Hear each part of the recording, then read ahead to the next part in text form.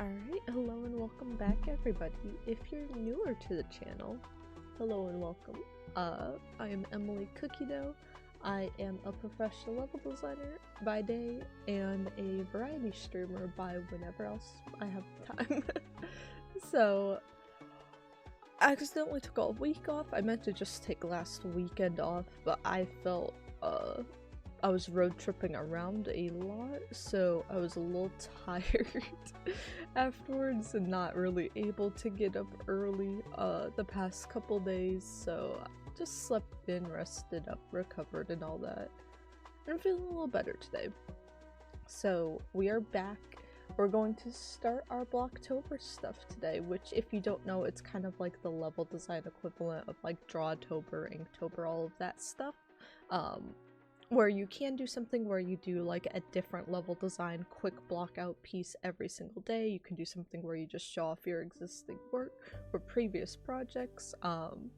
And in the past we've done like specific for October things. In fact, last year we made a Fortnite creative level, our first tycoon level based off of the Wizard of Oz.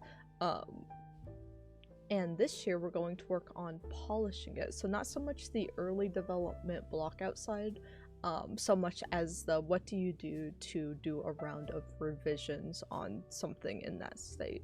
So that will be the focus this year. If you missed it, our last game dev stream that we did a lot of planning out for this and walking through the level, seeing what sort of things we wanted to do last year that we really couldn't. And what other things like seemed like bugs that I'd want to fix, and then prioritize those as well. So yeah, this week, to make up for being out the start of the week, I am going to stream today, tomorrow, and Friday. For all Blocktober stuff, we're also going to do, I have Monday off, so we'll do an afternoon stream, probably more focused on overhauling the combat in this level, and then I will also be streaming this weekend, so we've kind of got 6 streams in a row here, where Saturday will be our monthly Elden Ring stream.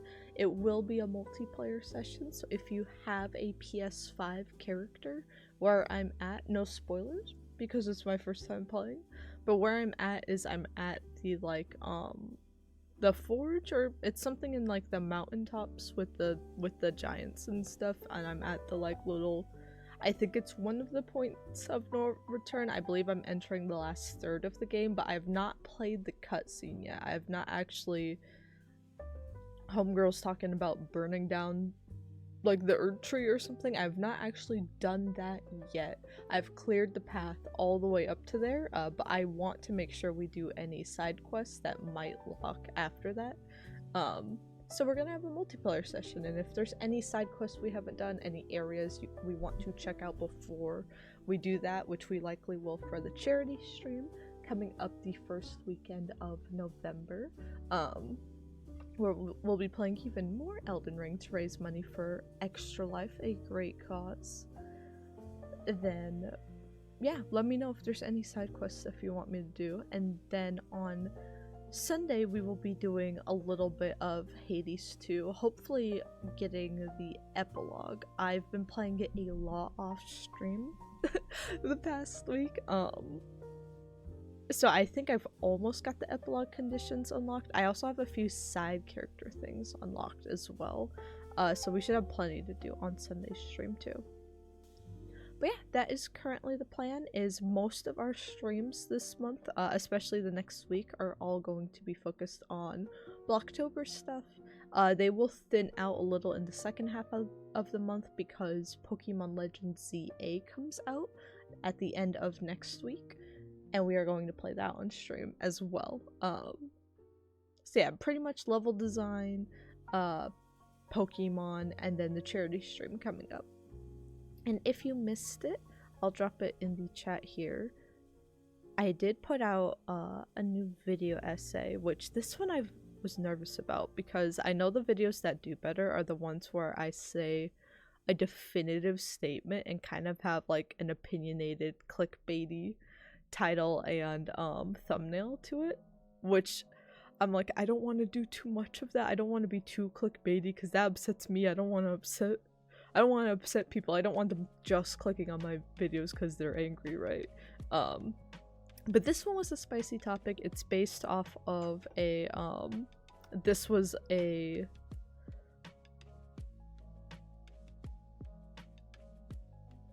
end of stream. But this was a or not a video essay, but my brain is so slow today. Essay I wrote my final semester of college back in 2021,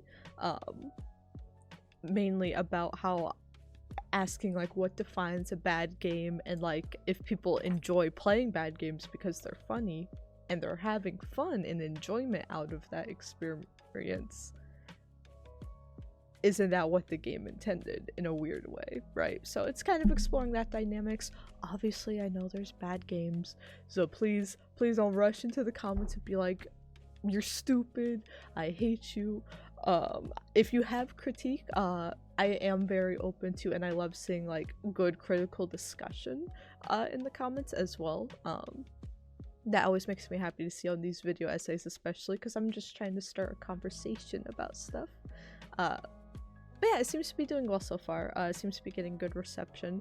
And so far the response has been very warm and very lovely. I think there was one comment, I don't know if they're following the channel or anything. It didn't seem like it was their vibe. They left a very good critique comment that I agree with like 90% of it. Hence why don't attack this person or anything. But hence why I left it up. It's a very good critique. They did for no reason shoot a stray, like Wallace and Gromit caught a stray randomly in it. They're like, oh yeah, here's my opinion on like the bad game stuff. I would never play that Wallace and Gromit game. It looks horrible. I'm not playing it. It's horrible. It's bad. That's a bad game. But anyway, here's my critique on, like, I don't the purpose of my video was, I might make a video nerding out on Wallace and Gromit now, actually, genuinely, because of that. But if you don't want to play Wallace and Gromit and that like PS2 era platformer, that's fine, but I will not tolerate slander on it. I was like, whoa, I was expecting me to get death threats, but Gromit catching a stray? Very funny though, very funny. But yeah, I hope you guys enjoy that. I've been doing the video essays on a monthly basis, so the next one is going to be about the development of Zelda titles. Because I used to watch Peanut Butter Gamer's like Zelda month videos every November, so I'm like, I kind of want to join in and make Zelda specific videos in November. So this first one's gonna be about how Zelda development's kind of reactionary, and usually that's either really good or really bad for companies, but I like the way Nintendo handles it, even if the internet opinion really hates it, and it has a dangerous say in things. It's kind of the internet reaction to reactionary development is like, that SpongeBob screenshot of, I don't want this, and the dad being like, then why did you ask for it, type of thing. But it's very interesting the way the Zelda team specifically handles it a bit differently, so I figured I'd make a whole video about it. So that will be next month, and then I have more of a cozy themed video for December planned. It was actually originally going to be a Fantasy Life eye review, but looking at like all the videos I've made and all the ones I kind of like to make on the channel, I'm like, I want to talk about mainly Fantasy Life eye and be like, this is the best example of this thing I'm writing about. But I do want to maybe look at a few different games and talk about a general concept rather than just do like a game review. Not to say I'll never do like a game review 1 month, but I want to keep the kind of format of the essays I have right now rolling. But yeah, that is me. Let me pull up our planning stuff from last time. So I'm also yapping because we're gonna take things slow today. All I really want to do today is maybe manage how some of the weapons are handled. And actually, I might set up a few more vendors throughout the entire area as well. Maybe. Potentially. Actually, yeah, we could set up a vendor in the north and the south with the Good Witches. But yeah, we're basically gonna set up these little, like, weapon vendor areas, which I already kind of set up, just didn't art up last year, so it will be a very chill, very easy stream. But I do want to just get back in the habit of, I haven't used Fortnite Creative since, like, the start of this year, and we haven't been in this project since, like, this time last year, right? So I want to take stuff easy, take it slow, and then hopefully get back into the groove of things, because tomorrow I want to do an art pass on the Emerald City stuff. That's kind of like the biggest glaring ugly thing. I'm not an artist, I'm a designer, so a lot of this stuff is not going to look great because that's the extent of my abilities, but I do need to fix up the Emerald City a little bit. It's pretty blocky. It's pretty blocky compared to what I was able to do with the rest of the spaces with a lot of pre-built stuff from Fortnite. That's the nice thing about using Fortnite Creative, is they have like so many assets to use and they have so many pre-built stuff, so you're able to just put those down and make it look complete. We're gonna have to get creative for the Emerald City, which is why I'm hoping I'll feel more creative tomorrow. And then I want to edit a few things with the save state system Friday, which requires, that should be shorter and shouldn't be a long stream, but it requires a little more research ahead of time on my part. So while this video essay's up, I do hope to, like, in a little bit of free time, write out the next video essay maybe this weekend, but I'm also focusing on this primarily after work and stuff, getting this all ready.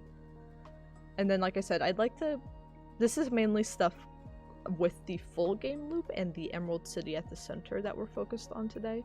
I'd like to focus on combat next week. And then after that, you can see where we're gonna be playing Pokemon for like a week.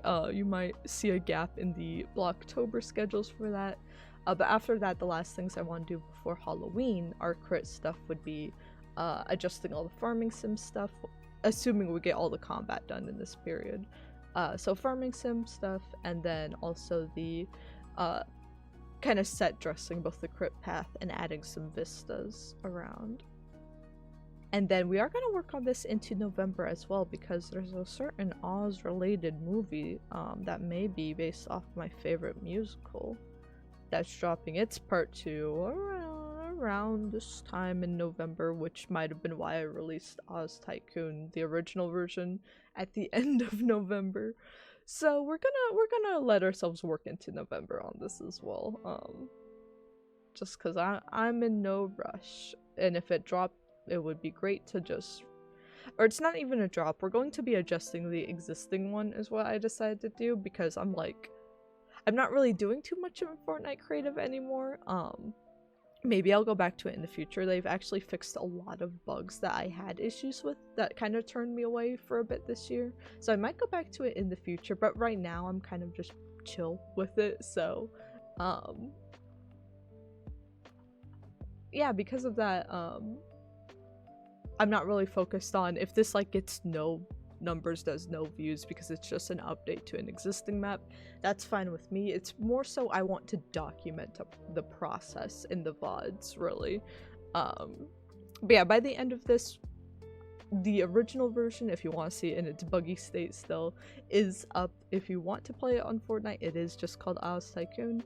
And then it will be replaced with Oz Tycoon 2 late November for you guys to play for yourselves. But basically, all it is, I keep talking about it, it's just a little tycoon map.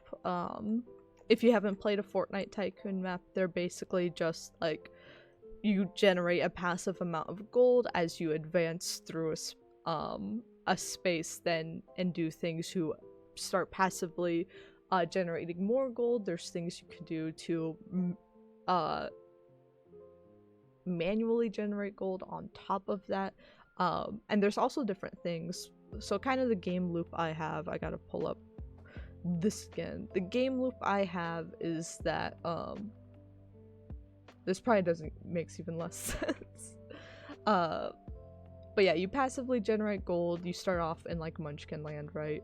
And then as you fix up each like building that's been destroyed and spend your gold on that, you get XP from that, and then you can do farming stuff to gain even more gold. And then once you save up enough of that, you can go pay to bring this barrier down, and now you have access to the north, and in doing that you passively generate even more gold. But the houses here to repair cost even more gold, but fixing them gives you even more XP, and it goes up around the whole map until you get to the Emerald City, and that gives you a very big amount of stuff. And then this is where I want to let you unlock things that will stay in your save state, because every time you reload the map, you keep your gold, but you do start from the beginning of the map locked, so you have to go through and pay everything again. So that's part of the save state stuff. I kind of want to, we can do a thing where we keep like save your last location as well, so I might do that and like save the barriers, and we might create like a new game plus portal in the Emerald City. I have to think about it a little more, but yeah, essentially this is the big hurrah where you can get like this is where we want to put our fanciest weapons to be able to like fight the witches and stuff. We have like a Wicked Witch of the East mini boss, and we have a Wicked Witch of the West mini boss, so we want to put some good weapons in here. There's a dog you can get. I do want to do a little bit with cosmetics, but that might be later in like November. Like that's kind of a stretch goal since I'm not an artist. Yeah, that is the game loop currently.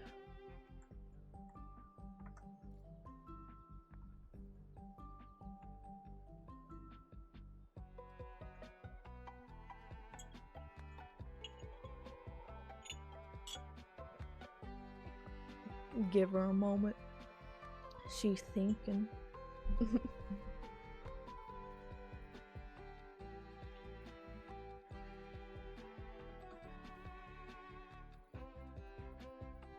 Yeah, here our Emerald City. It needs a little bit more work. Though I am keeping the Great Jonesy of Oz. I'm not getting rid of that. No way.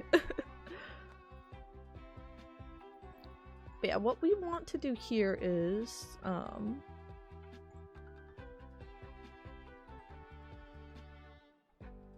fact, let's start here, and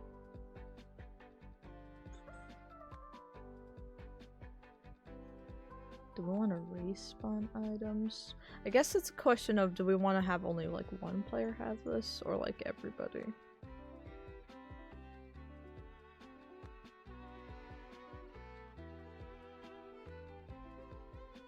I'm gonna have it respawn, cause why not? So now we have to think, what do we want the gold cost of this to be? Cause it definitely should cost something.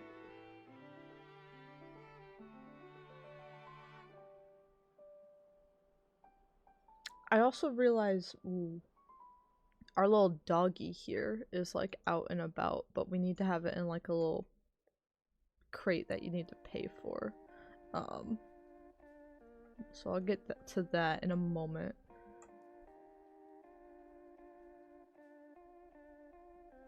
So how much should we pay for that?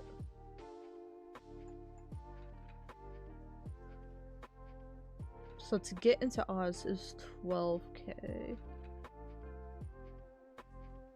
And then how much do I have you making once you're 3,000 a minute?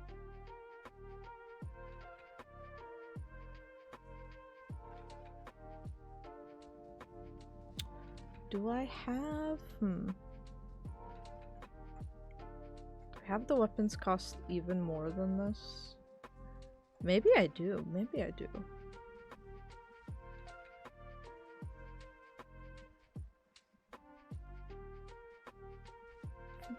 You know, for now I'm gonna put 15k for all of these.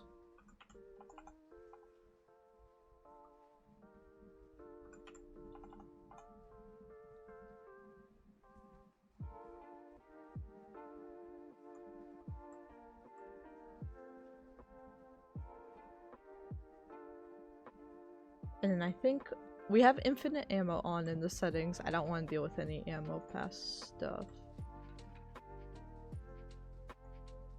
And let's add a little... Let's add like a little bench or something. Also, huge news. Browse to asset like never worked. I swear this, it just never would work. And it finally like is. It seems like such a small thing, but it actually like drove me insane.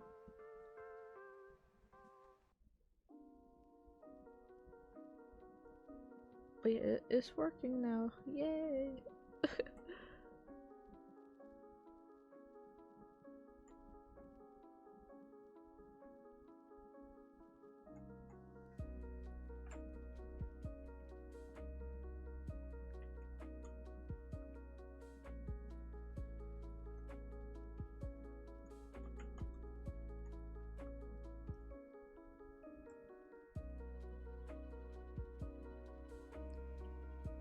Counter corner for this, yes.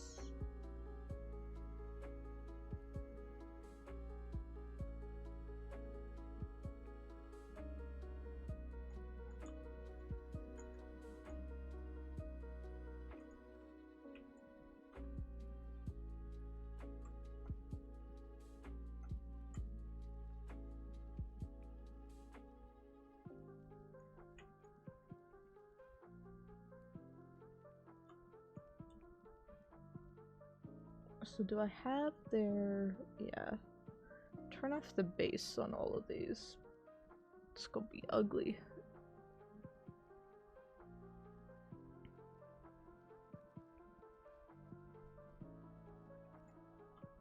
On sale like that.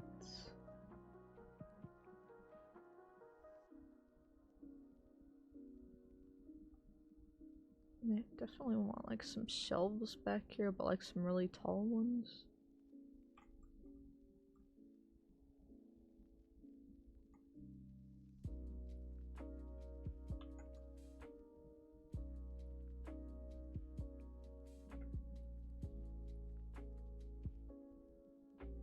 They don't really snap well.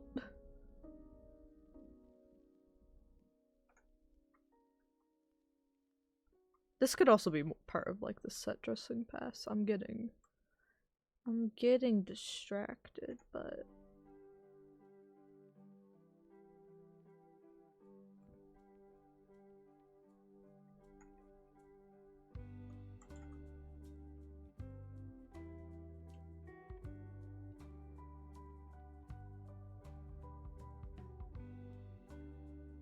do we just want to do a checkout counter?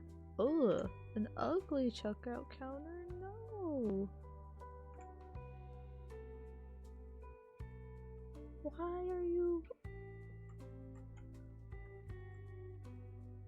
No. Then we'll leave it. But I will put a little... I just have a nice looking cash register. Darn all the destruction in this game.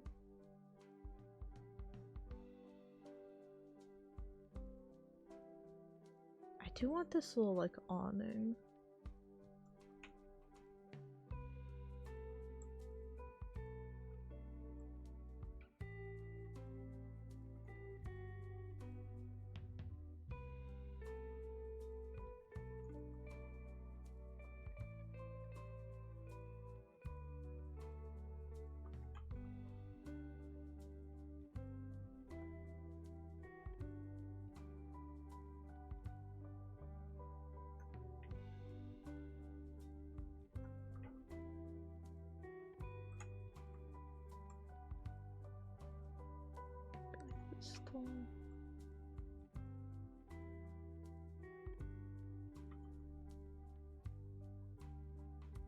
Which means we need some sort of ceiling then.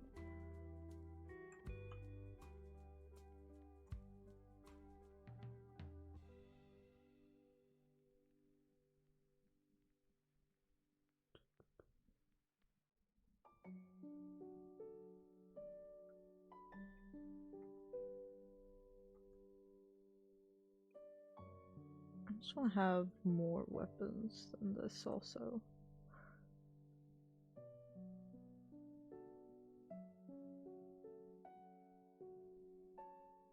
Like we have these and maybe we have like a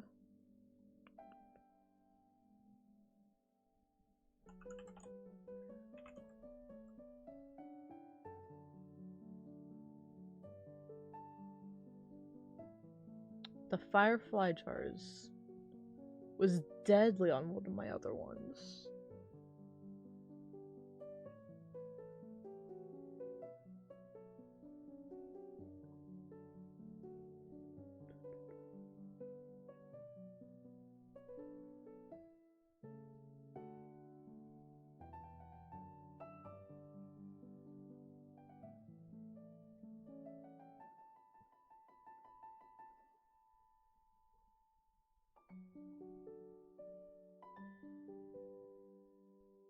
I'm trying to think, is there a better grenade just than a regular old grenade? Let's just put a regular grenade in.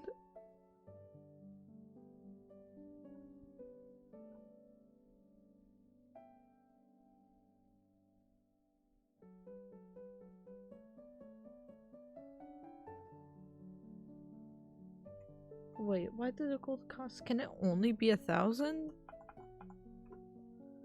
What?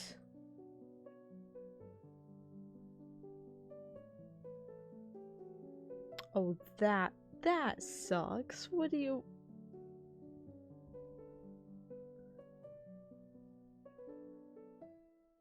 What do you mean? Hold on a minute. And this is why game dev takes so long, cause why...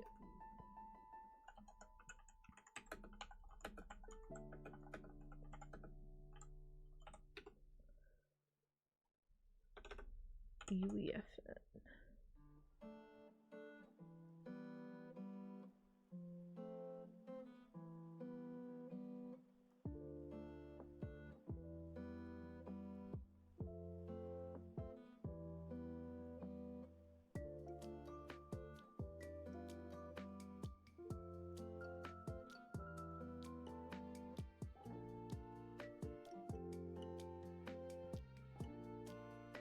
Yeah, we'd have to like set up a whole nother thing. No.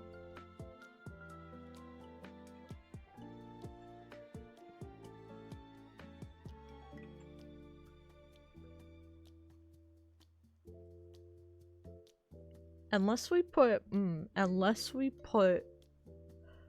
a price on the vendor itself. That might be what we do, actually.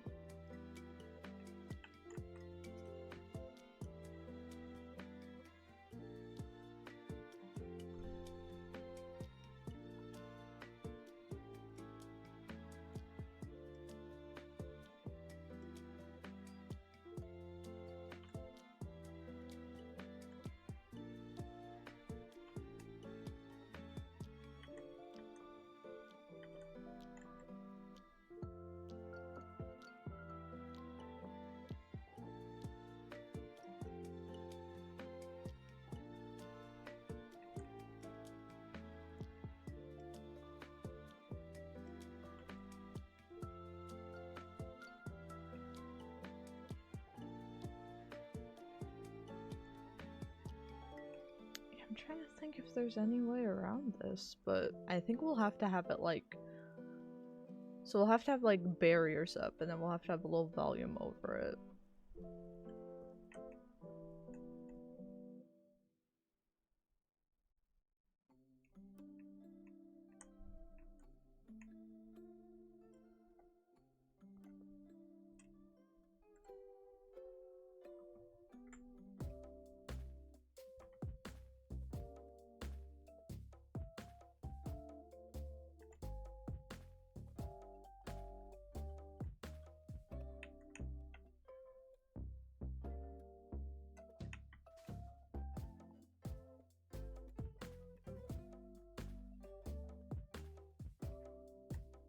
which again, we can perfect this up later.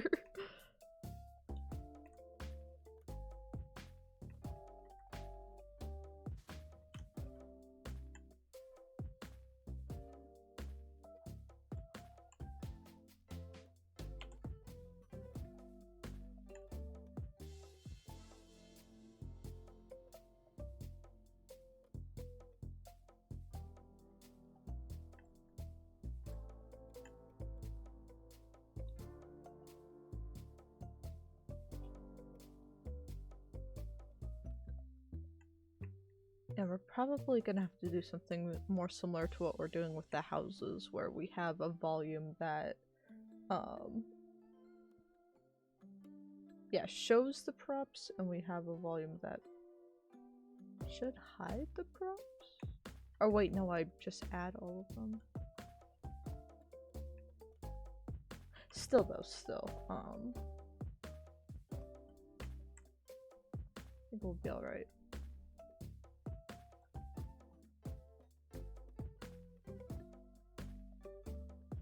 Copied both of them. Never mind. Just put a fresh prop manipulator down. Which might be easier to do in here.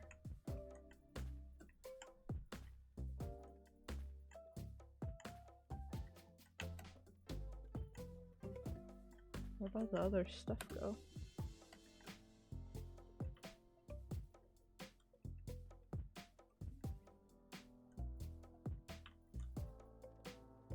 Can't tell if it's just not updated or what.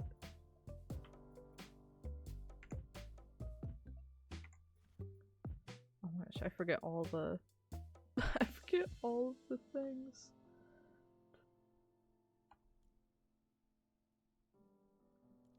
There we go.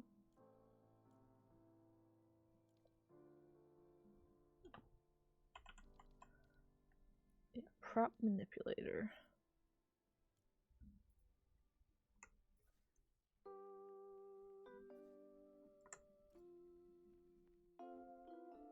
It's just easier to look up that way.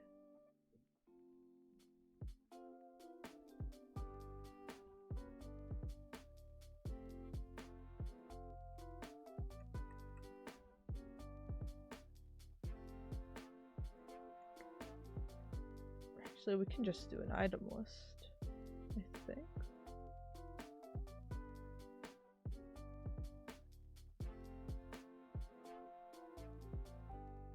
Never mind. Do a zone. Now this is gonna have to be a very thin zone to be able to touch only the...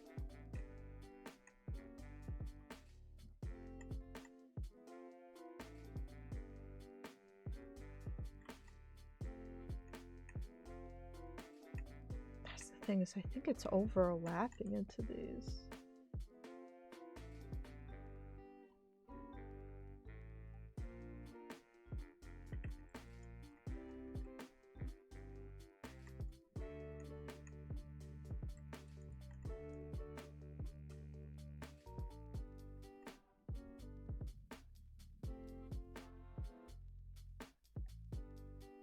Also, I scaled it all wrong.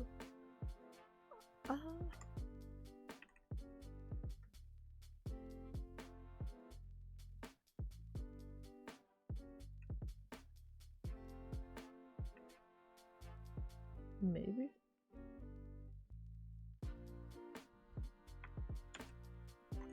Okay, no, that is in fact the default.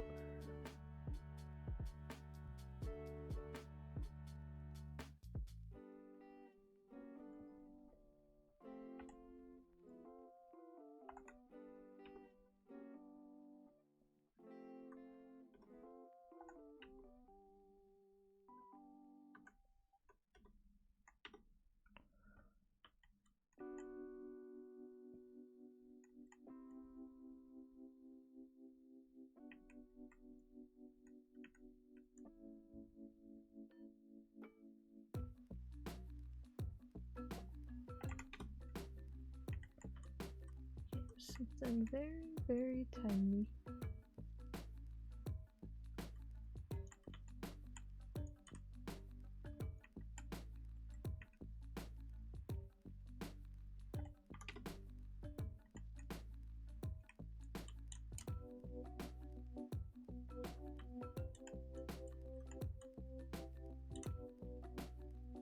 Pretty sure it's touching them, so now we bring over this keypad.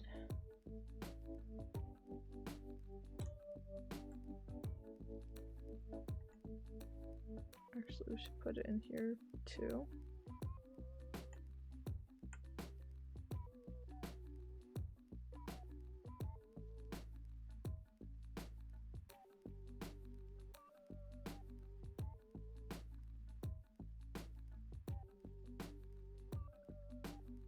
For now, I'm just gonna make this 1,000 gold. We will swap that to something much higher in a bit. Yeah, we want this to hide props when the button is activated.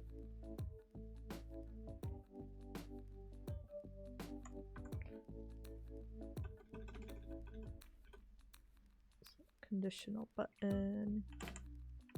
Weapons barrier. And then prop manipulator. Weapons.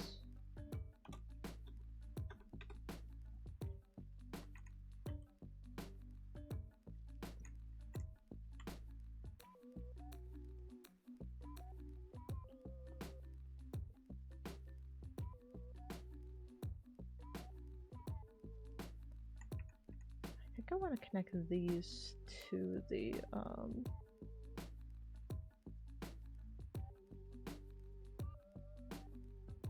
think I want them to be enabled on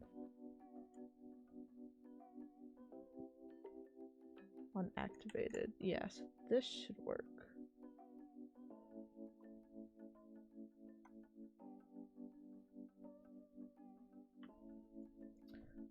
So now let's see. I don't know. I don't know if any of this is working. I forgot to put a debug amount of coins in. If it doesn't start, we'll put a debug. So maybe we'll just do this weapons vendor and the dog one today because it's just the joy of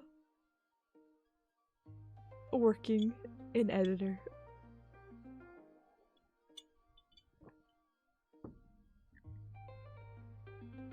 It's never really one quick thing, right?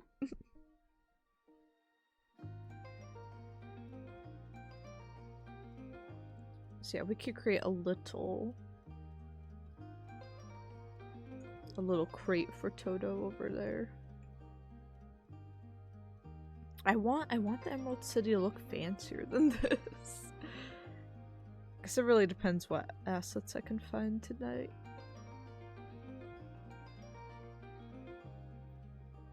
And we'll do a separate pass on all, like, the barriers and getting those to look more magical.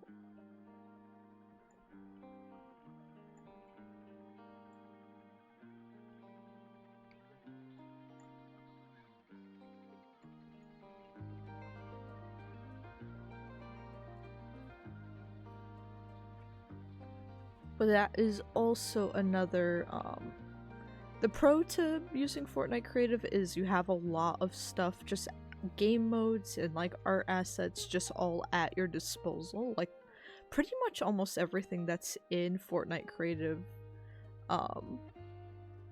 or like in Fortnite can be used in Fortnite Creative in some way, which is really, really nice. The downside, the downside of that is,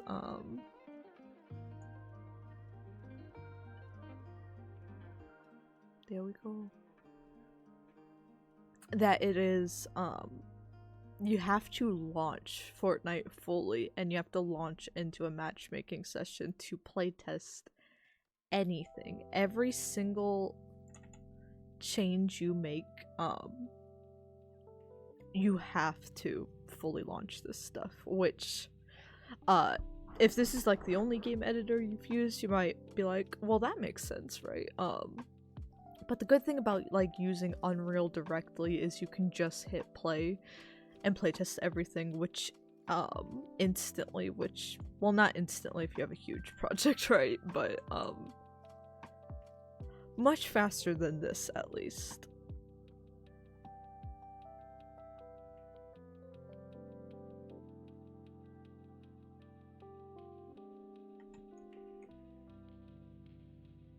I also forgot to put these as not enabled. And now let's put a gigantic piece of, or let's just change this piece of gold to, let's see, it's 1. Let's do, I don't know.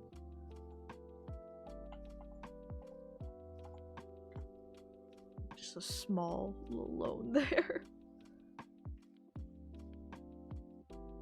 So if this works, we can move on and do the same thing for Toto.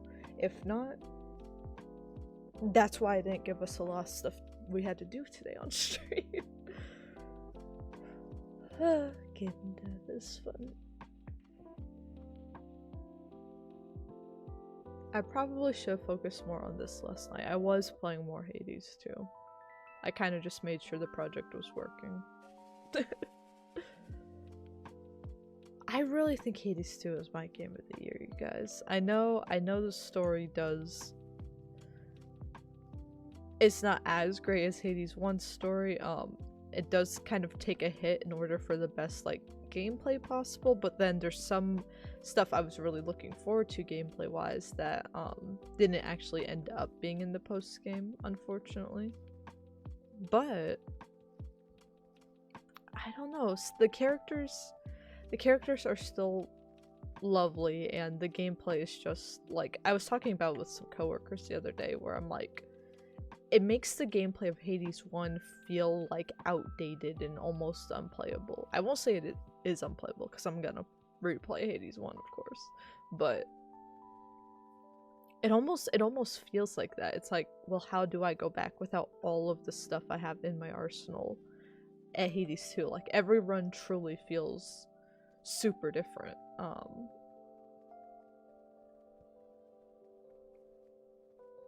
Which is crazy because the first time I played Hades 1, I'm like, this is a perfect roguelike. I don't see how it can ever be topped.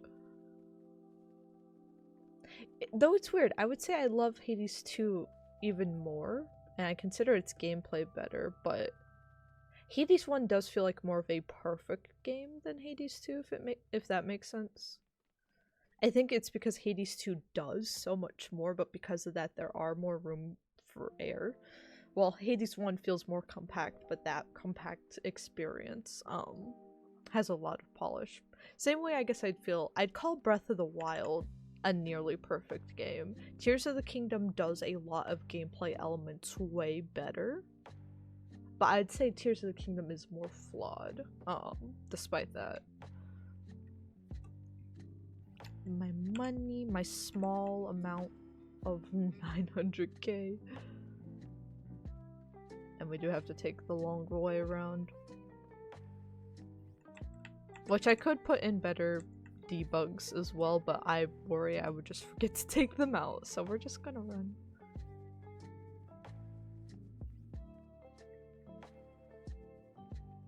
We're just gonna go for a jog. I'm so excited for Wicked. I think actually tickets go on sale today. I don't, as excited as I am, I don't think I'm gonna see it like night 1 though. I'm gonna see it with my mom and sister at least, and see if we can drag the men along. Okay, let me look. Okay, disabled, nice, and then the woods up here.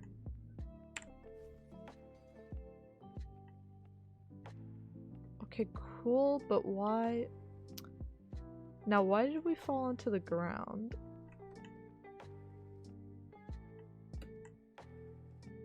Now, why did we...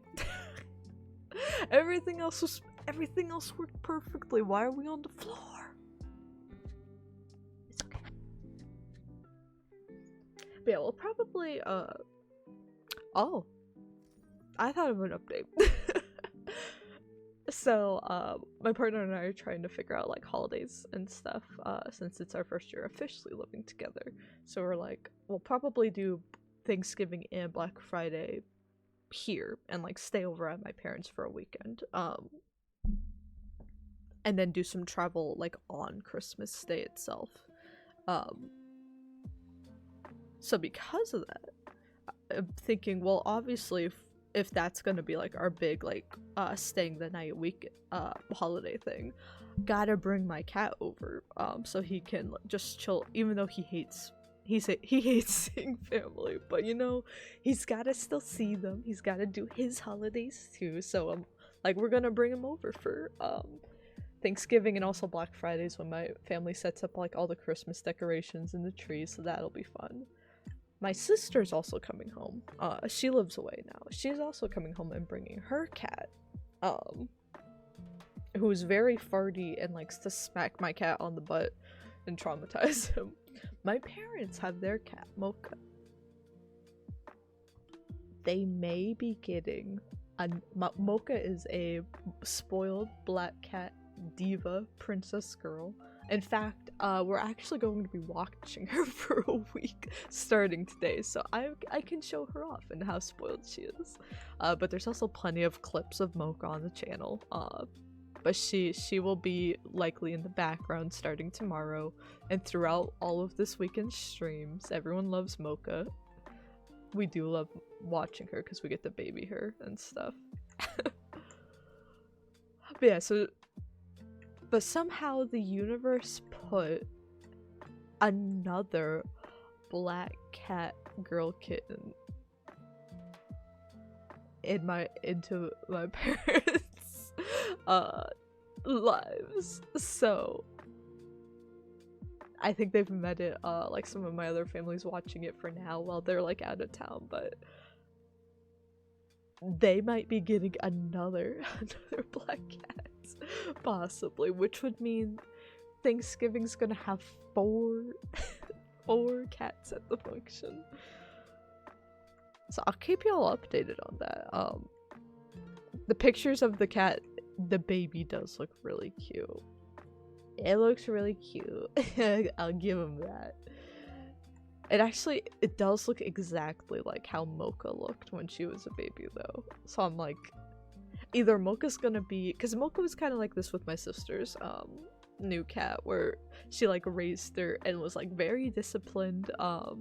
Actually, like you could tell she like found a calling of motherhood in her, right? So she could be it could mellow her out and she could actually raise a disciplined cat in the way she kind of had free reign of the house in the way that she was not.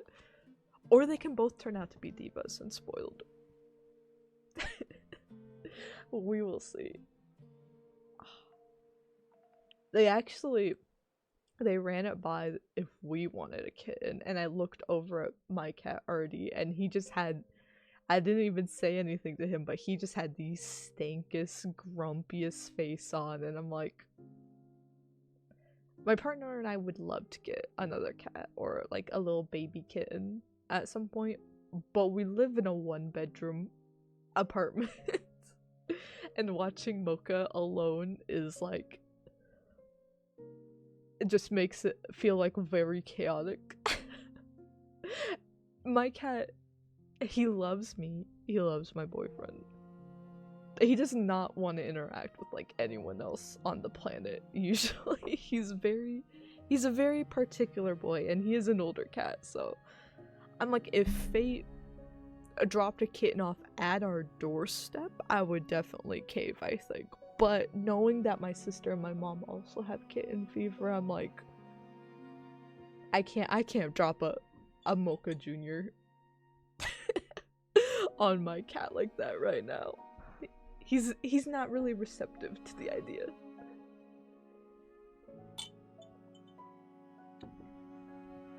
But I might have to visit this baby as well and just I do love kittens. They just run around and like fart and stuff. Perfect specimen. But yeah, cat update. I will keep you all updated on if we potentially have 4 cats at Thanksgiving and 4 cats while setting up the Christmas tree. I guess I'm gonna turn the base on during game. I thought you could just hide the base and it wouldn't like. Or wait, initial movement of grab. No. Okay, that's what it is. It has gravity on. I'm like, why are they falling? Why are you blue? Okay, now let's try this again. If this works, we're gonna build a cage for Toto.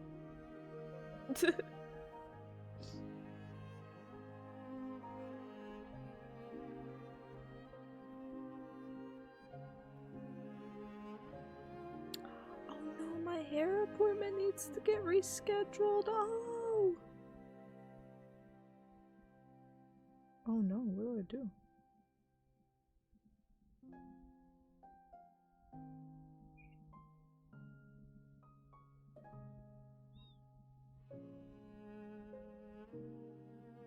Oh, she could do the day before. Alright, that's fine. My hair.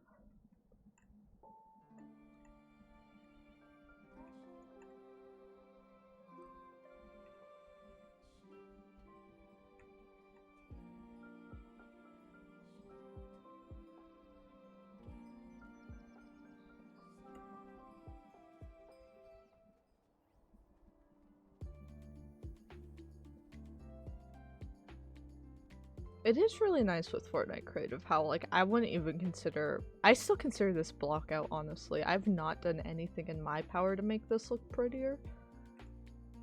But you've just got your day-night cycle built in. The trees have, like, wind physics. I was able to paint the yellow brick road. I've got all these destructible buildings. All these props to pick up, like... Oh, I broke it. Just going down the yellow brick road. Yeah, there's just- it is really nice. I'd say this is a really nice way to ease into game development, especially if you're younger. But that being said, like, similar to like Roblox, you can make- there are maps that get a lot of hits, and like you can monetize it and make money just off of doing these, so it's a real game editor. I think it's simultaneously a really nice place to like spark interest in kids for game development, as well as something that I think that's actually a career path for a lot of people. Like, kids will make maps, have something blow up, and then be like, well, I guess I'm a businessman, I guess, and like start their own game dev stuff around it. And I think that's a really cool path. It may not be for everyone, but you know, with the industry being the way it is right now, I mean, I'll tip my hat and support anything where people are like, you know what, I just want to make a game, and then they do it. So I do like platforms like this that let you. I've actually never tried the Roblox editor myself. I've known a lot of people that have. But I was drawn to this mainly because I don't play a lot of Fortnite, but I do play more Fortnite than Roblox, I'd say, and like other similar things with an editor.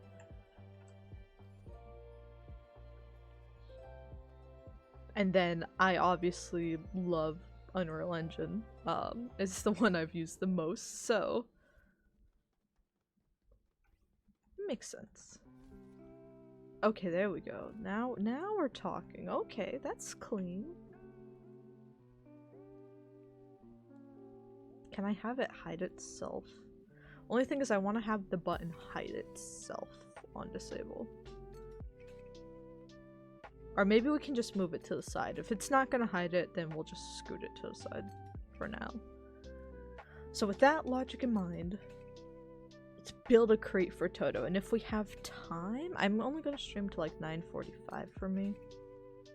Start work a bit early. I also need to baby-proof the house a little bit more for Mocha. A little bit more. And now I know I have to, like, call the hair place. Oh, I put in PTO a half day for Halloween. I'm gonna have to get that bumped up.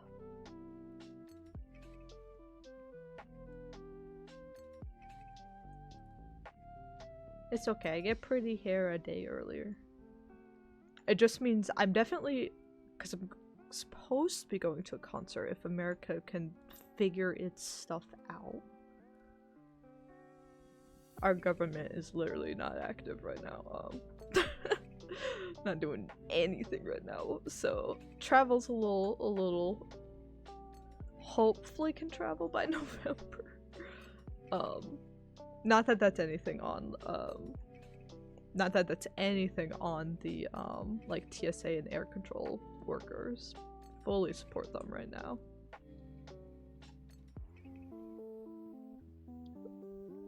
But yeah, I want to go to, I've got the tickets for a Short and Sweet concert, which I really want to go to, because I've never gone to a pop concert before, and I'm really excited about it.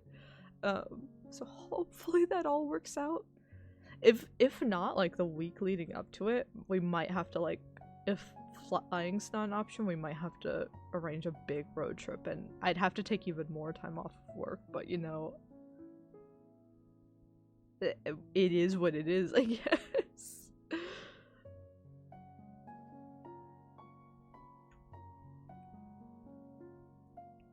But yeah, I want to keep my hair nice for that, so I might have to, and we might have to wear the Rosalina wig for the second day of the charity stream, just because I'll be letting my hair get greasy, because I won't want to wash it out right away. I'll probably only want to do like 1 or 2 washes before the concert to keep it vibrant, but if it's a little bit of an extra day beforehand, we might have to wear the crusty Rosalina wig. That might be better.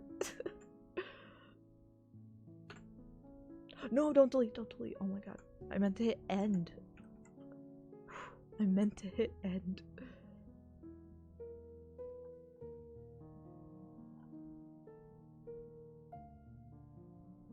Okay, so we need a little archway.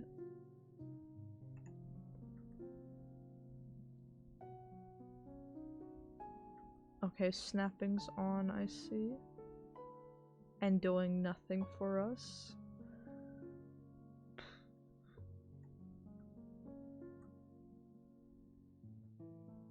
guess we could just do it here.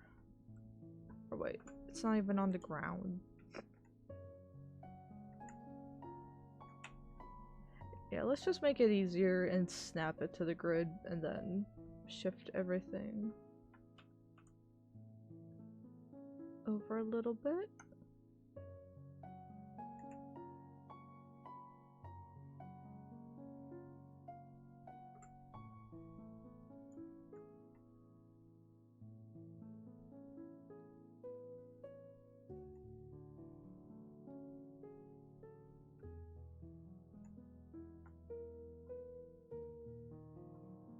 I naturally just tried to move it and it wouldn't.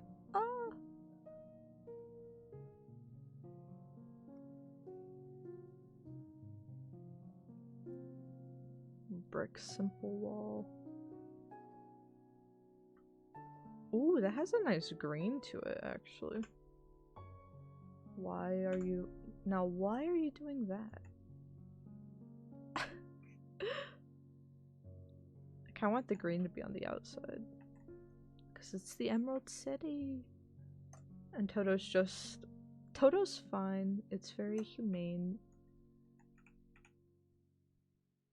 He's okay. Probably.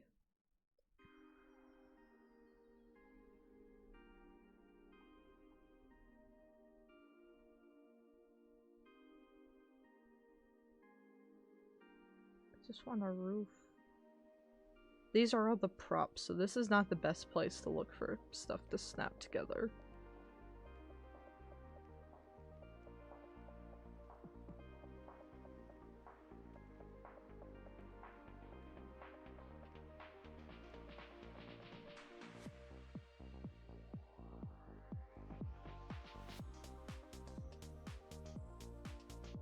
Alright, that was not a good. But we just keep the tile then.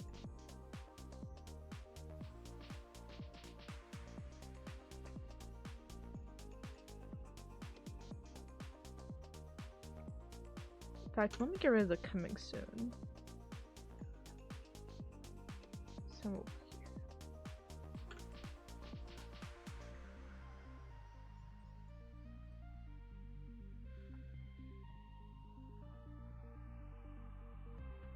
I'm going to turn off snapping. Very delicately lower this. Did I not turn off snapping? Or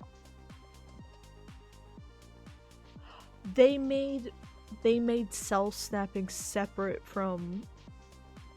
This was another thing I complained about. Okay. They made grid snapping and cell snapping separate. Alright, Fortnite Creative. I'm gonna give them some props. There were a lot of things I complained about, which is the reason I wanted to jump back into UE5 instead. At the start of this year, like whatever our last UEFN project was, there was a lot of things I was running into where I'm like, you know what, I think we need to drop this for a bit. A lot of stuff has been improved and fixed. I will give them that.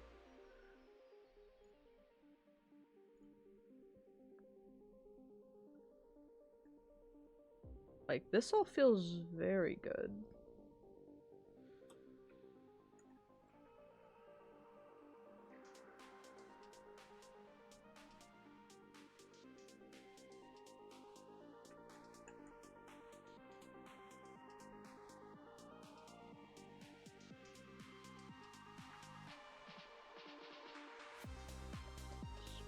Keep our naming intact, conditional, Toto barrier. And then we need the Toto barrier.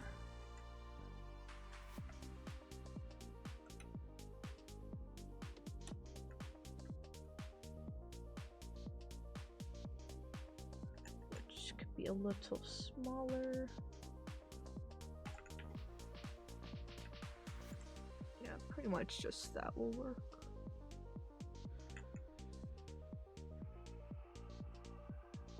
And then, yep, hide props on this one activated.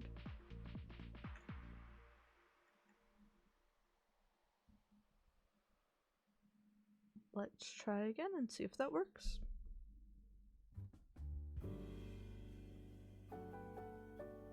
And what I'd like to do if we have a little more time is set up a little vendor inside the castles for both,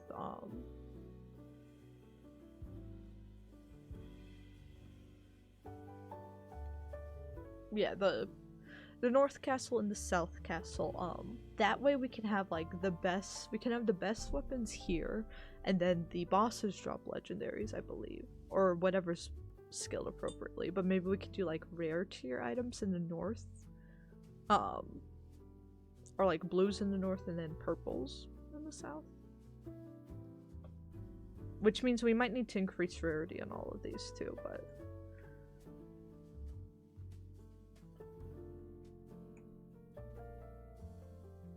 Or maybe like health items and shields. Like maybe shields in the north. Or shields and health I think regen automatically. I think that's the change I made. We should take some damage and find out.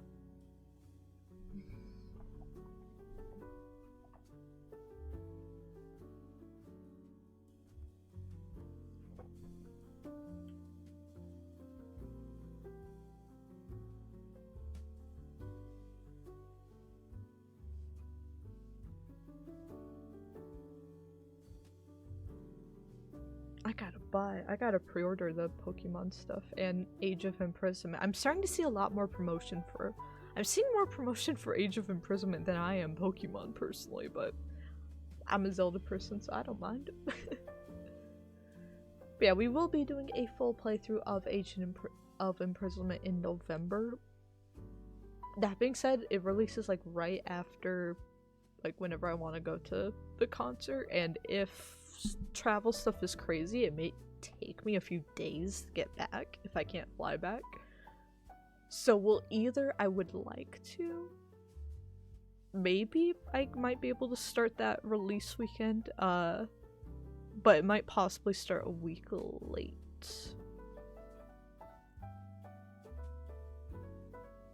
Which means we would maybe have to delay Kirby Air Riders as well. We just started the October schedule, and I'm working on the Extra Life schedule, so I don't need to worry about the full November schedule yet. But yeah, we're definitely going to play all of Age of Imprisonment. Especially if you're someone that likes like the cutscenes and like all the visuals of the Hyrule Warrior series, but you're not personally a fan of the gameplay itself, so you're looking for someone to watch, I got you. Don't worry about it.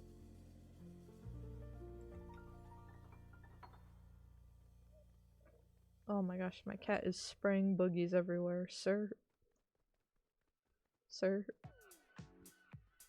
What are you doing? He's not even in the window, he's just sneezing on the back of my monitor. That cannot be good for my monitor.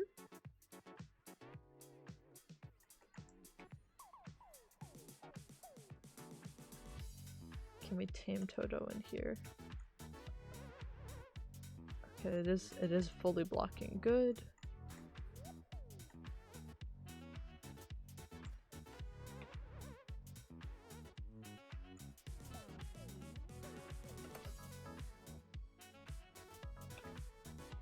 Perfect! Perfect!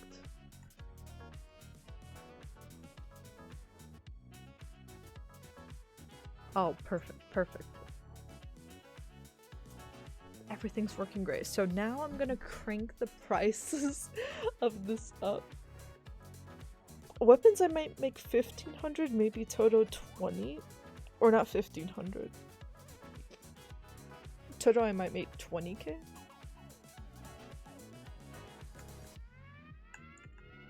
Toto's expensive. Premium doggy.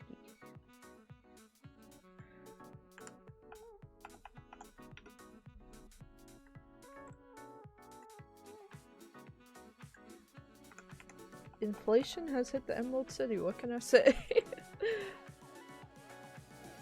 Because you get a ton, you do get like a big increase in money here once you step in, so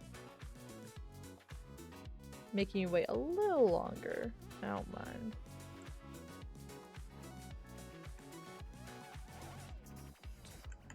Now that that is done, I want to decrease the rarity of this. Do you like the dual pistols?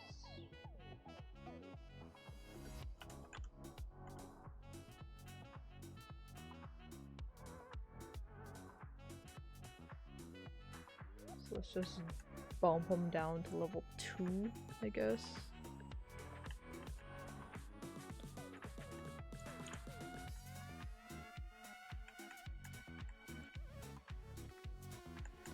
Actually, you know what? I have these for free. Actually, maybe all I'll do with these is I already have them here. I'll just make them. Oh wait, no, this is Acosta. This is the NPC spawn. Maybe on like these little tables, I'll just have. Yeah. So what did I make her weapons again?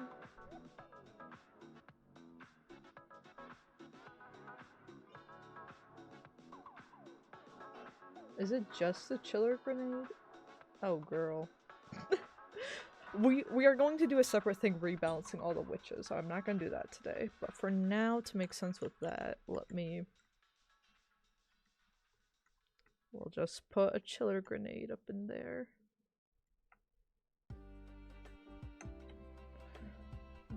No wonder she's not doing much in fights. She has like 2 snowballs and a dream.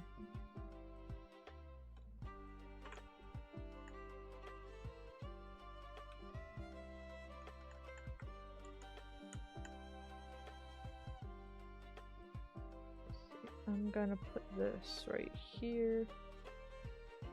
Make sure base isn't visible and get gravity out of here. And then gold cost. Honestly, yeah, let's just max out all weapons, and it's more like Emerald City has extra conditionals.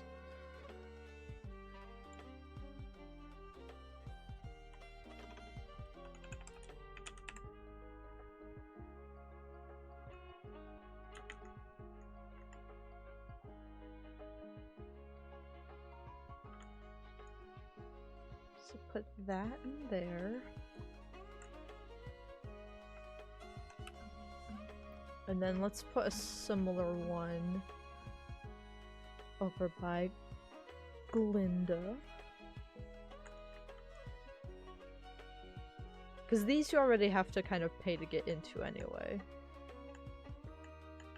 So I don't mind handing out a little something.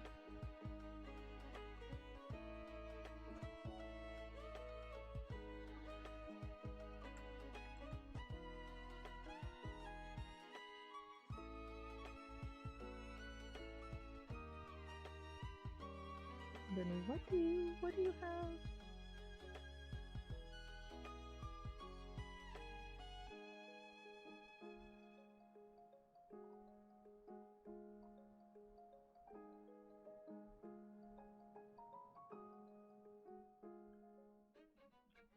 Yeah, I'll do a chug splash here. So maybe they'll just have supportive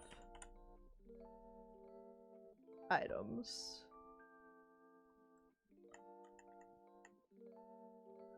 Which means, do we sprinkle more weapon drops in throughout the map?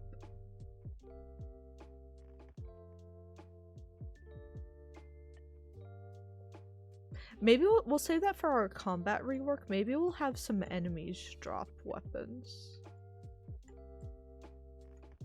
I want to make it like an occasional thing. I don't want every single enemy dropping a bazillion weapons. I'd want it to be like maybe one like mini boss spawns like every 2 minutes or something, and they have like the one over here has a green weapon, the one in the north has a blue one, and so on and so forth. So that's a way to, in fact, you know what? Let me write that down. Let me write that down. Add more. Add just weapon drops for mini boss combat enemies. Have stronger enemies show up in XP combat every just to have it in the list and remember.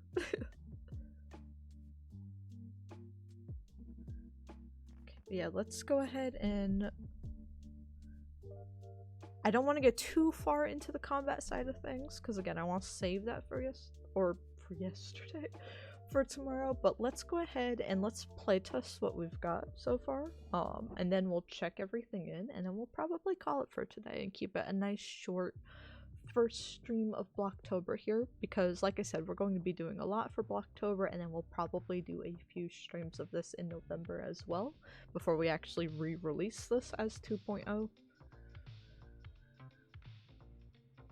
Because yeah, I'm in no rush. It's more me wanting to see the progress, because iteration is actually my favorite part about working professionally, as saying like when you work with other people, like when an artist comes in and does an art pass, or when you get an updated system.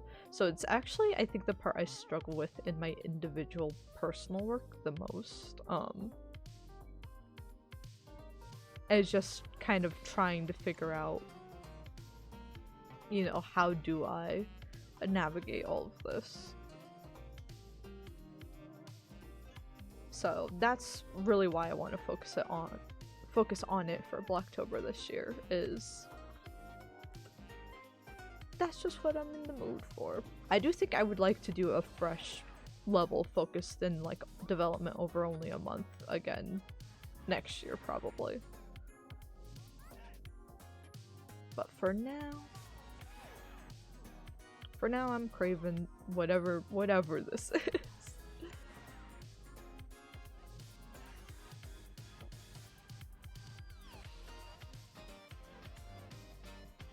Let's see where my package is as well.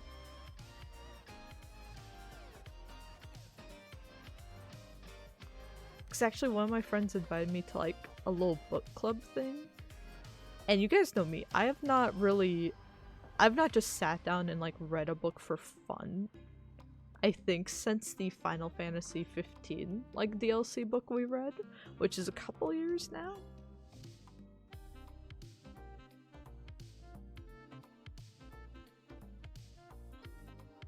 But yeah, one of my friends started up a book club and invited me, and I'm excited. So we're having like a kickoff meeting, and then it's gonna be like a book a month. And we're getting into some of that modern or let me reset progress. That modern like adult romance fantasy and all of that. Wait, why are the weapons not going away when I hit reset progress?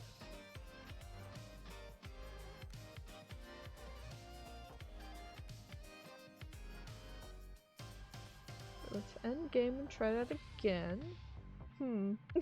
That's something for Friday. That's part of the save progress bug. That doesn't have to do with my vendors.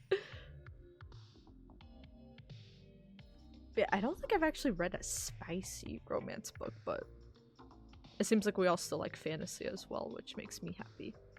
Is he a big fantasy person?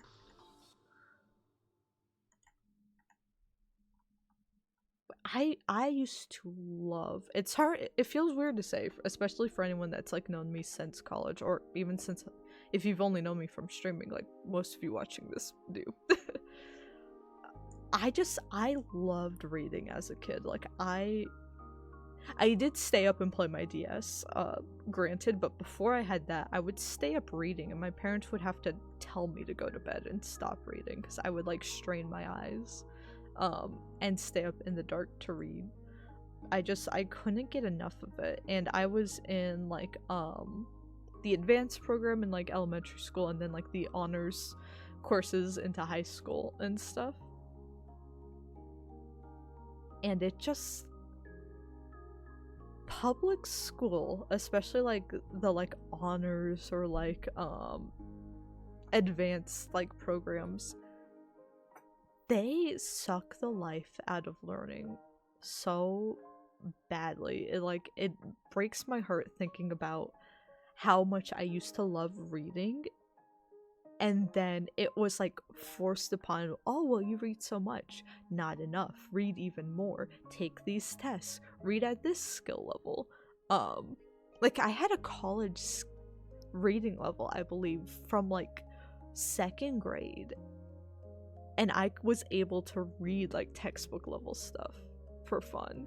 And now I'm like I've been rereading Percy Jackson like on and off because I'm excited for the show, especially Sea of Monsters. I love Sea of Monsters. I have to like read it in I have to give myself like breaks and stuff to like not be able to read at a young adult level now, like, and enjoy it when I was enjoying reading college textbooks as a little kid. Like that, you could blame it all on me, sure. I could try harder, but there's something about high school that just like, in middle school too, it just takes the fun out of it. They take the things you enjoy and they make it mandatory, and then they tell you you're not good enough at those things, and it just, or like, especially things where they're like, write your interpretation of this, so you do, and they're like, that's a good interpretation, but it's not the intended, it's not the correct answer. Like the way they warp instead teaching critical thinking. So some courses did, other courses were like, critical thinking's okay if you come to the same answer as everybody else.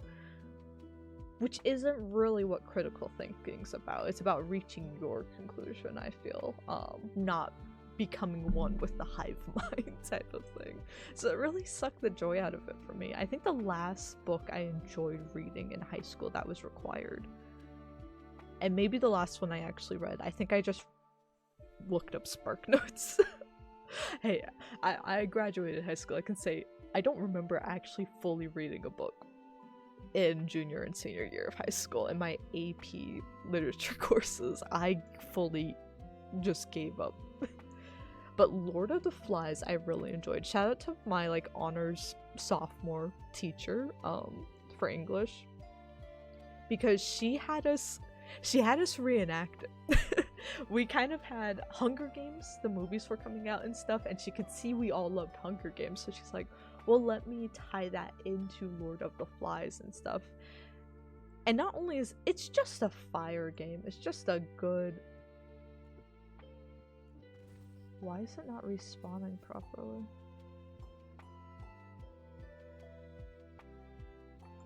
Okay, this is actually...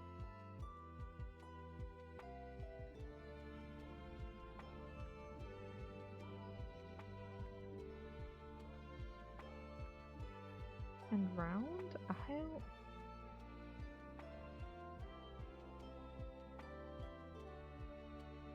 Okay, that might have done it.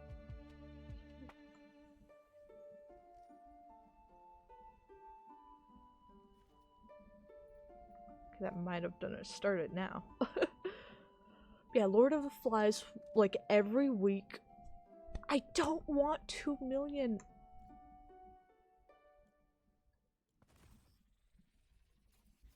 I just gave it credit for fixing all the bugs. Why is it not?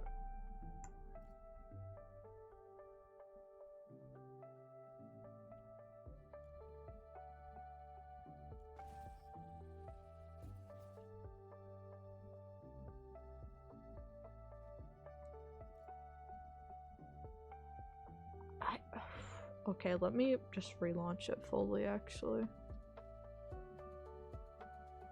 But we did like eliminations each week, like, which sounds messed up, and it is a very risky thing to do in high school. But like, yeah, this is who I'd eliminate, this is who I'd eat, this is who I'd kill. But it got us in the mindset you needed to be for the book, right?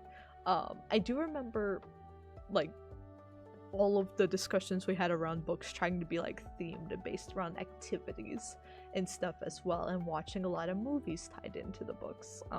Just having all of this supplemental stuff to enhance our reading experience, rather than a lot of critiquing things being like, did you understand it the way I did? If not, you're gonna fail type of thing. So I really enjoyed doing that. But yeah, after that, forced reading, like, it just destroyed me.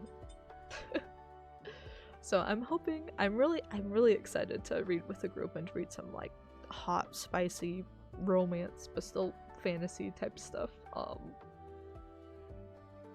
So yeah, I'm excited.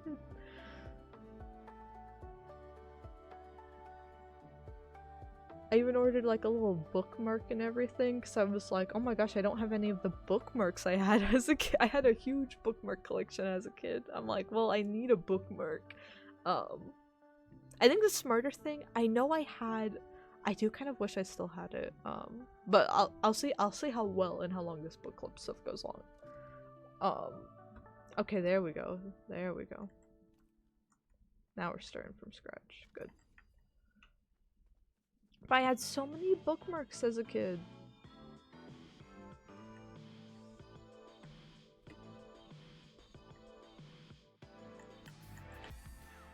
I couldn't get enough of reading. But yeah, I had a Kindle, which I remember loving it, but then like when iPads were like coming out and stuff, it's like, oh well, like this is the fancy thing. But Kindles, honestly, like, because they have because they have like the little they look like paper and like you can read them in the glare, you can change the settings. I think the only bad thing about them now is you have to like pay an extra subscription or something, or they'll run, because it's Amazon, right? So they'll run ads on it. I know people that have like the Amazon Echoes and stuff will run ads like because it works into your smart home, and then your house will run ads to you, which is a little dystopian as well.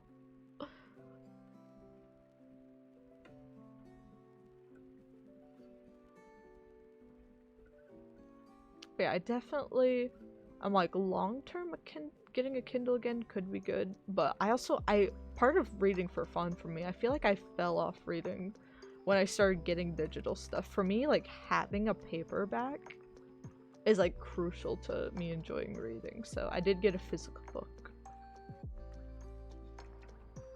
Top 3? Oof. Oh, that's very difficult. Top 3. Because I say so many games are my favorite games. I think number 1, I've said for a long time now, and I haven't played it in a while, but at the same time, I don't know if anything will ever dethrone it, is Final Fantasy X. Which is crazy because I actually don't play a lot of turn-based stuff because I'm really bad at turn-based games. I do prefer my modern Final Fantasies. It's my toxic flaw, I know. I prefer my modern Final Fantasies with all of like my action controls and stuff. I really love the gameplay of 16. But there's something I learned how to get good at turn-based games for Final Fantasy X. I was so invested in the story. It was like the first game I bought. The first console I ever bought myself was a PS4. I bought it with like my first few paychecks working part-time in high school. And that was the first game I got, because it was one I had played and like seen stuff off and on but never fully beaten it. So I bought the HD edition and I'm like, this is going to be what I'm finally gonna beat it, and it was well worth it. I got soft luck twice and had to like restart the whole run because I didn't know what save scrumming was. But other than that, minor issue. Yeah, Final Fantasy X's definitely up there. I think another one that's up there is probably, again, my 2 and 3, and like honestly my whole top 10, top 20 either fluctuate a lot. But today, as I'm thinking about it, Wind Waker, I was talking about like the next Zelda videos I'm gonna do and stuff. Wind Waker I loved. I played both that and Link Between Worlds kind of at the same time, but Wind Waker I technically picked up first. So that was my first Zelda game. They say your first Final Fantasies and your first Zeldas are going to be your favorites anyway because they just set the bar for you, which is kind of true with the franchises I play. But yeah, Wind Waker did so much to like feel like an open world game, even though it technically wasn't there yet. Not enough gold, what do you mean?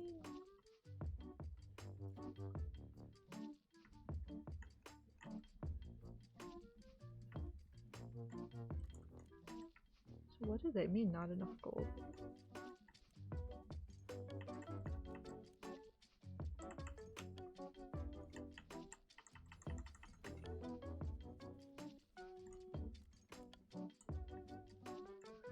Where is my gold being tracked if it's not there?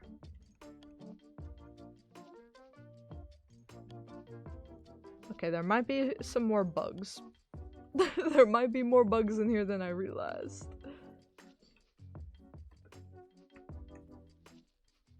You've never played a Final Fantasy game, but you're looking for it. 10 is a very solid place. A lot of people say to, honestly, you can start with any like mainline Final Fantasy title. I think there's really no wrong place to start.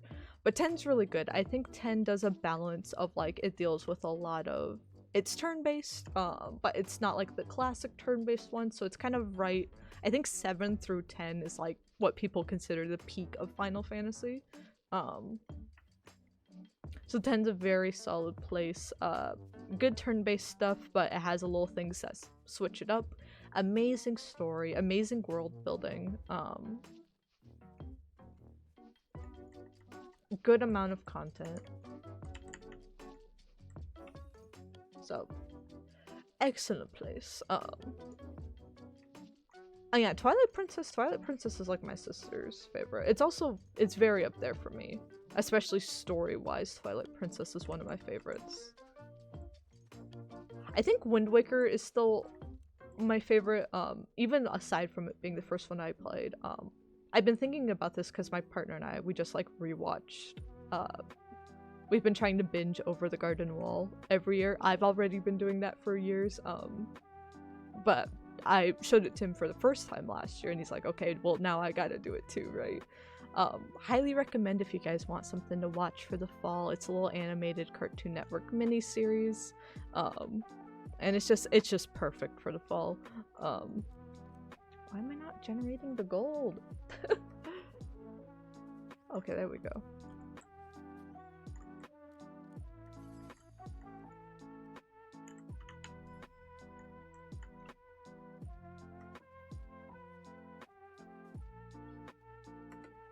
But yeah, I think I really like things where there's a very like beautiful like cartoon and like animated style, and it starts settings where it starts off really goofy and like feels very heartfelt, but then they tug at your heartstrings later on and have really dark stories, even though visually you could argue it's still meant for like kids. When there's a really deep emotional plot underneath, that's what Wind Waker is. Some people say Wind Waker, if you take like the cartoon graphics out of it, you could argue it's one of the darker Zelda games. Like some stuff goes on in that game that's pretty messed up. And a lot of people didn't give it a chance because of the cartoony style of it at first, but I think a lot more people have given it a chance, like since the HD version, especially on the Wii U, which I hope they port one day. But it is solid. I adore it. I've been replaying it on the GameCube like emulator on Switch, which is nice. The art style holds up in the original perfectly. It never needed an HD version, but I do really like the HD version as well, so I hope they port it one day.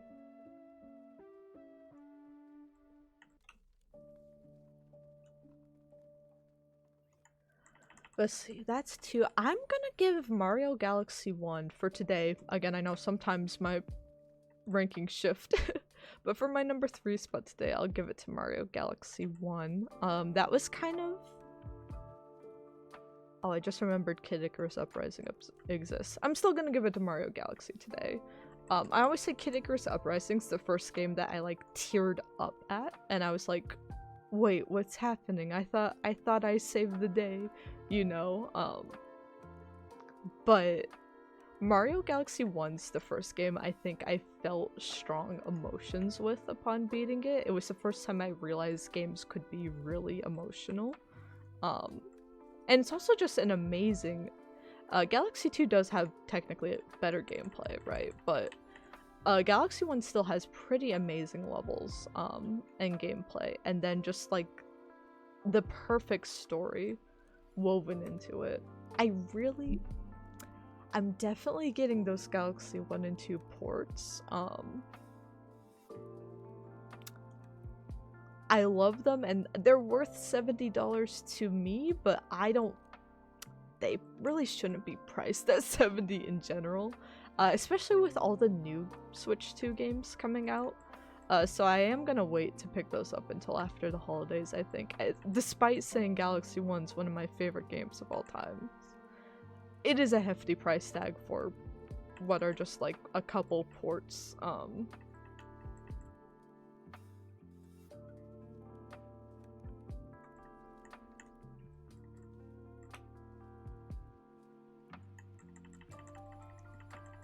So I'll wait till I get that Christmas money. We reached the Jonesy of Oz! And then I priced this way high. Yeah, I don't know why I don't like that it's not showing us the proper amount of gold we should have. Cause I know it has always showed like a bug where it shows how much gold you're getting, but I swear it used to show on the screen as well your total amount of gold, and it's not doing that anymore. So I think that's a new bug.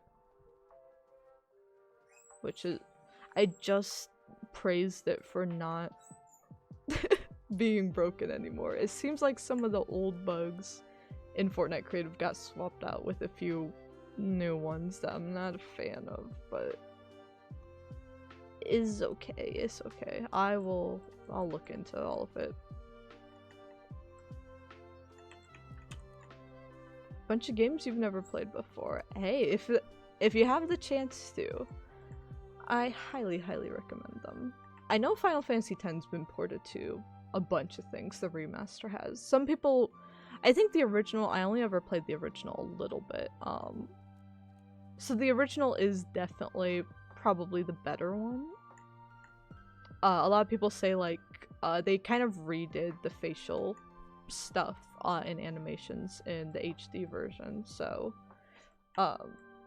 it's not quite as close to I think the original intent of the story, but it is still really good and really beautiful. A lot of people will talk about the HD stuff and be like, it's basically not the same game, you can't play it. That's the version I beat for the first time, and it's still my favorite game of all time. So I think the modern ports of that are still very good, and I would still highly recommend. I do have a physical copy of the PS2 original back there that my boyfriend picked up for me at a kind of flea market, but I don't have a PS2. I don't have a PS2, but if I ever came across the PS2 for a decent price, maybe one day when we're in like not a small one-bedroom apartment and we had space for a bazillion consoles, then I would definitely, I'm holding on to it for the hope that one day I can play and beat the original again. But yeah, for now, I highly recommend the HD version. And then yeah, other games that pop into mind too as I think about it are Sims 1 shaped my life, Kid Icarus Uprising, Wallace and Gromit in Project Zoo, even though that one commenter on my video essay, I took that personally. I would still consider it one of my favorite games. I think that's what made that last video essay so interesting, because that comment was like, it's a boring, stereotypical PS2 like licensed platformer, and I'm like, yeah, that's the perfect game. But like, that's gonna be really appealing to some people. Some people, that's gonna be their definition of the perfect game. Other people, they're gonna be like, that's why video games sucked back then, you know? There's such a wide range of like what you can like in a game. But in terms of platformers, that one's still buggy as all hell. That one still stands out to me just because it's really fun.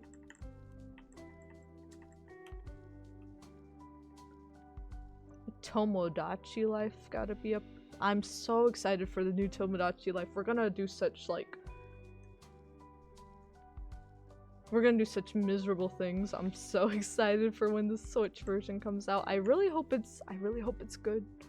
It doesn't even have to be as good as the first two games, but as long as it still has a bit of the charm, then I'll put 100 hours into it, no problem. Given the fact that they opened the Tomodachi Life reveal with like a me farting on the beach, I'm assuming they have the vibe down. I'm assuming they know what they're doing. They understand the appeal of the original game. Even like the weird little transitions and stuff between scenes and everything, it was all very goofy, so I'm very cautiously optimistic for it.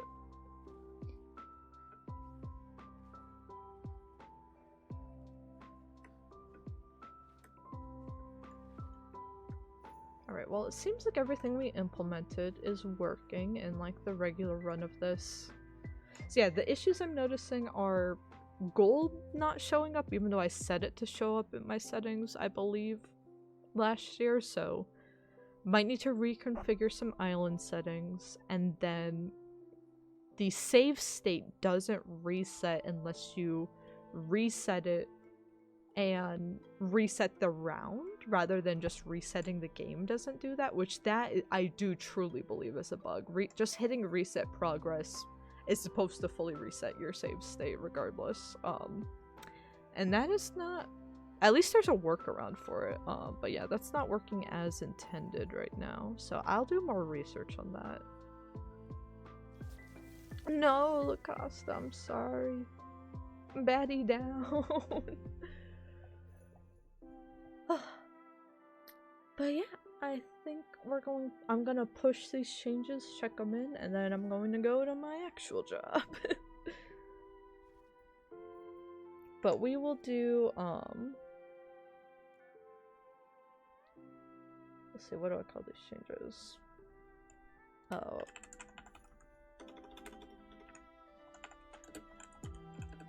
Weapons vendor pass.